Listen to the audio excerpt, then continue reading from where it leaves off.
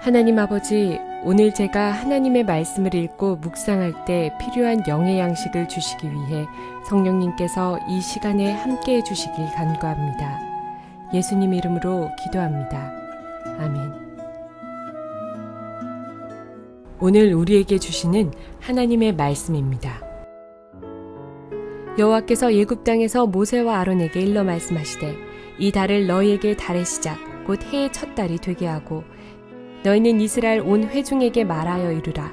이달 열흘에 너희 각자가 어린 양을 취할지니 각 가족대로 그 식구를 위하여 어린 양을 취하되 그 어린 양에 대하여 식구가 너무 적으면 그 집의 이웃과 함께 사람 수를 따라서 하나를 취하며 각 사람이 먹을 수 있는 분량에 따라서 너희 어린 양을 계산할 것이며 너희 어린 양은 흠없고 1년 된 수컷으로 하되 양이나 염소 중에서 취하고 이달 열 나흔 날까지 간직하였다가 해질 때 이스라엘 회중이 그 양을 잡고 그 피를 양을 먹을 집 좌우 문설주와 임방에 바르고 그 밤에 그 고기를 불에 구워 무교병과 쓴 나물과 아울러 먹되 날 것으로나 물에 삶아서 먹지 말고 머리와 다리와 내장을 다 불에 구워 먹고 아침까지 남겨두지 말며 아침까지 남은 것은 곧 불사르라.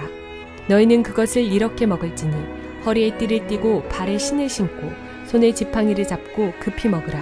이것이 여호와의 유월절이니라. 내가 그 밤에 애굽 땅에 두루 다니며 사람이나 짐승을 막론하고 애굽 땅에 있는 모든 처음 난 것을 다 치고 애굽의 모든 신을 내가 심판하리라. 나는 여호와라. 내가 애굽 땅을 칠 때 그 피가 너희가 사는 집에 있어서 너희를 위하여 표적이 될지라. 내가 피를 볼 때 너희를 넘어가리니 재앙이 너희에게 내려 멸하지 아니하리라. 너희는 이날을 기념하여 여호와의 절기를 삼아 영원한 규례로 대대로 지킬지니라.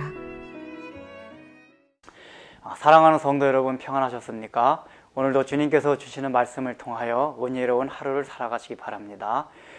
오늘 우리에게 주실 하나님의 말씀은 출애굽기 12장 1절에서 14절로 어제와 동일한 본문이 되겠습니다. 지금 어제 말씀드린 바와 같이 하나님께서는 지금 그 재앙을 피하기 위한 첫 번째 명령으로 이스라엘 백성들의 집 앞에 있는 문설주와 임방의 피를 바르라고 말씀하십니다. 그 문설주와 임방이라는 것은 집 들어가는 입구를 말합니다. 그게 집의 어떤 대표적인 장소입니다. 이 장소에 피를 바른다는 것은 온 집안에 피를 바른 것과 같기 때문에 하나님께서는 온 집안에 바르라고 하지 않고 그곳에다 바르라고 하는 것입니다. 그것은 문설주와 임방이라는 것은 문에 있는 양쪽 두 기둥과 위에 있는 기둥 세 개를 말합니다. 여기에 칠하라는 것입니다. 그 중에서 하나라도 덜 칠하면 안 됩니다.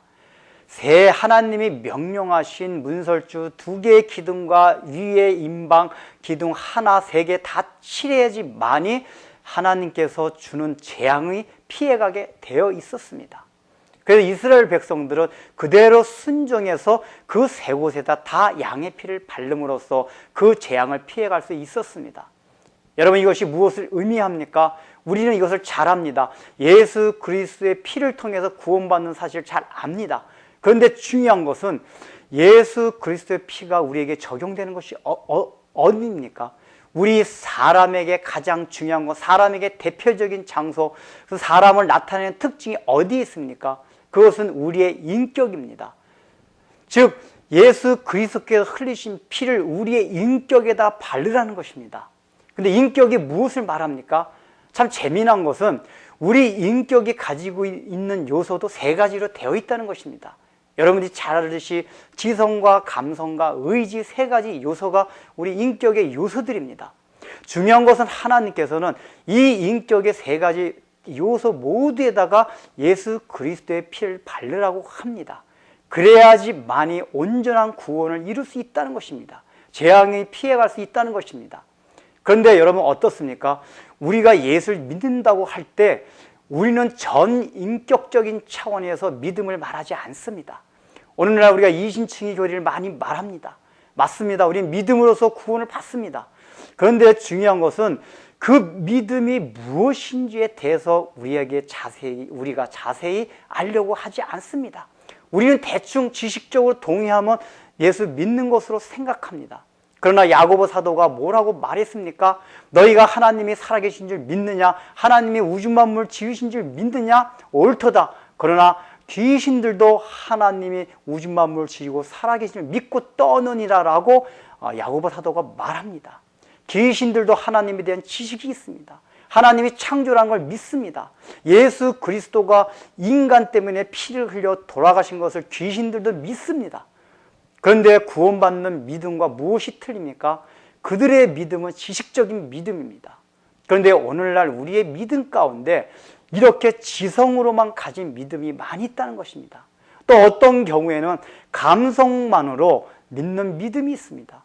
특별히 현대와 같이 포스트 모던 시대 속에서는 사람의 감성을 터치해 줍니다. 그 감성의 터치를 통해서 사람들의 종교심의 발로를 일으키고 그 종교심을 통해서 어떤 영적 체험을 하게 됩니다.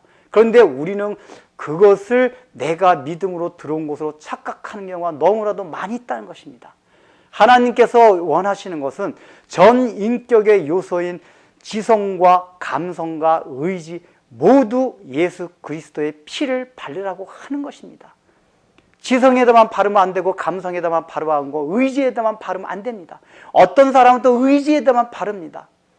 내가 단순하게 도덕적으로 착하게 살아가고 결단하고 저 예수 그리스도가 하나님이든 하나님이 아니든 내가 그분이 하신 모든 산상순 같은 말씀대로 살아가면은 구원을 받는 것이지 아니라고 하는 그러한 자기의 어떤 의지의 결단을 가지고 구원을 이루려고 하는 사람들이 있습니다. 그것도 아니라는 것입니다. 우리는 먼저 지적으로 하나님의 살아계신가, 하나님이 어떠한 분이고 예수님이 어떠한 분이라는 지적인 인지가 있어야만 합니다. 그러면 그것으로만 끝납니까? 아닙니다. 또한 감성을 통해서 과연 그 주님께서 나를 구원해 주셨다는 그 기쁨과 감격이 있는 것이 정상입니다. 아직까지 예수를 믿는다고 하면서도 구원의 감격이 없고 주님을 사랑하는 감정이 없다면 그것은 거짓 믿음이라는 것입니다. 사랑하는 감정이 있어야만 합니다. 그렇다면 그 감정이 있으면 답니까? 아닙니다. 진정으로 주님을 사랑하는 감정이 있고 감성이 있다면 그분의 말씀대로 살려고 하는 결단과 의지가 있어야만 합니다. 그래서 삶이 변화가 됩니다. 그래서 결국은 믿음은 변화를 반드시 따라오게 한다는 것입니다.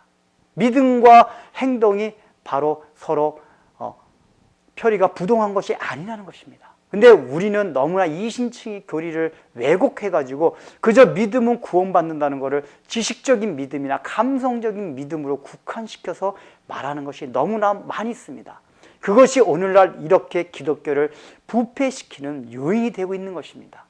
주님께서는 문설주 2개의 기둥과 위에 있는 임방 3군데 모두의 피를 바르라고 하고 있습니다. 여러분의 전 인격의 요소에 그 예수님께서 흘리신 피가 그곳에 묻어 있습니까? 여러분 자신을 점검해 보시기 바랍니다. 기도하겠습니다.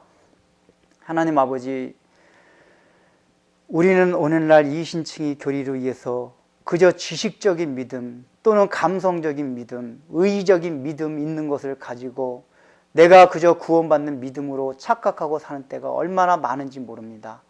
주님께서 원하시는 것은 온전한 믿음, 참 문설주 2군데와 임방 3군데 모두 피를 바르는 것을 원하고 그래야지만이 재앙이 피해간다고 말씀하고 있습니다. 우리의 전 인격의 요소에 예수 그리스도의 피를 바름으로써 우리가 정말 하나님이 누군지를 알고 예수 그리스도께서 하신 사역이 무엇인지를 먼저 알게 하시며 그것으로 인하여 우리의 감정이 주님을 사랑하는 뜨거운 감정들이 솟아오르게 하고 또 그것으로 끝나는 것이 아니라 그것은 우리의 삶에 결단하고 죄를 짓지 않게 하려는 의지로 발전할 수 있는 구원받는 온전한 믿음이 될 수 있도록 주님께서 우리를 축복하여 주옵소서. 예수님의 이름으로 기도드립니다. 아멘.